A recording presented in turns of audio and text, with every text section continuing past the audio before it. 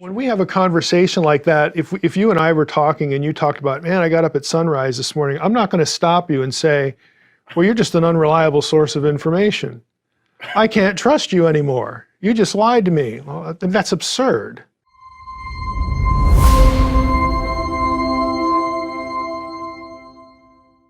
You know, in a lot of your writings and a lot of your content, you know, you really tackle a lot of tough passages in the Bible, tough stories in the Bible. Like, do you believe all those stories, especially in the Old Testament? Yeah, I'm not one who separates history and myth or thinks that something mythic is non-historical. We should unpack that a little bit. I mean, you know, along with the first question, do I believe everything in the Bible? Well, on one level, sure. But the Bible does say things, you know, and it has characters say things that aren't true. The Bible will say things that don't necessarily, you know, conform to a point of knowledge that we have. For instance, you know, the Bible talks about the firmament over the earth, you know, being hard as brass. Okay, well, there isn't a such thing, but that's ancient cosmology. It's a way of talking about the world as they experienced and thought about it, and they affirm God as creator, but there's a difference in how they talk about something as opposed to what the truth proposition is. The truth proposition is that God made everything, including humans, you know, Adam and Eve, all that. Yeah, I'm on board with that, but I recognize that a biblical writer might use a certain way of expressing an idea that really isn't the way we would do it now. You know, they were living thousands of years ago, so how would we expect them, you know, to be able to do that? So you're talking about things like, okay, so for example, even today we would say, okay, the sun's going down or the sun is rising, but scientifically we know, well, really the earth revolves around the sun doesn't technically rise, but that's our language. When we have a conversation like that, if you and I were talking and you talked about, man, I got up at sunrise this morning, I'm not going to stop you and say, well, you're just an unreliable source of information. I can't trust you anymore. You just lied to me. Well, that's absurd. Right.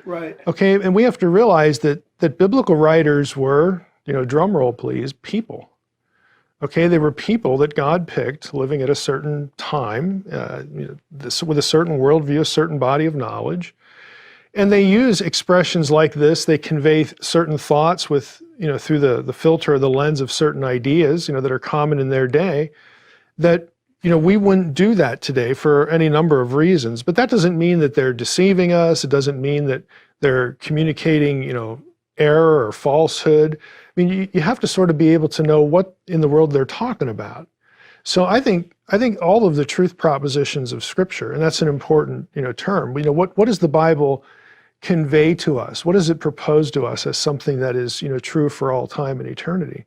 I think those are without error. I think they're infallible. I think that they are our guide for faith and practice. But again, we realize, because a close reader of Scripture will run into these probably in the first hour.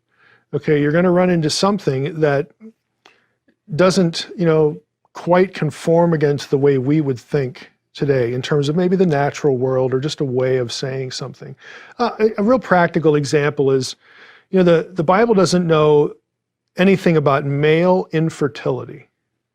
If a couple can't have children, it's always the woman's fault in the Bible.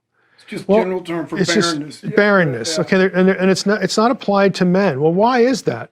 Well, it's because of their conception of you know, where babies come from, you know, how we get babies. Of course, they're familiar with sex, but they use a planting metaphor to describe this. The man plants the seed. This is why we get seed terminology. Okay, plants the seed in the woman where it grows, and then she has a child. So if she's not producing a child, there's something wrong with her, because the man could say, well, I mean, I know it was deposited. I mean, you know, we had sexual relations and everything worked. And so if we don't have a kid, it's you know, you're cursed by God, or there's something wrong with you, or whatever.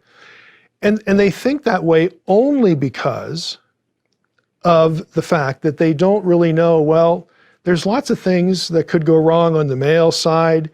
It's not just a deposition, from where we get children. We don't know anything about genetics or the whole process.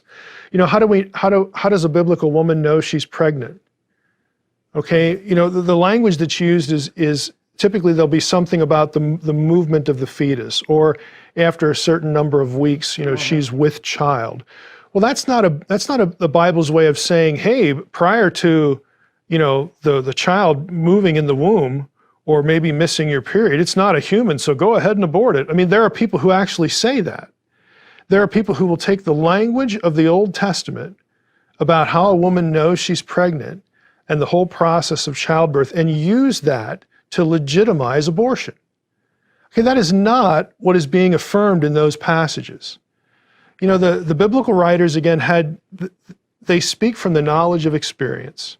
They know what they can experience with their own senses, in their own ancient culture. And this is how this information is conveyed to us. So for us to either sit in judgment on it, like they're wrong, or they're just giving us untruths or falsehoods, that's not only the wrong way to approach it.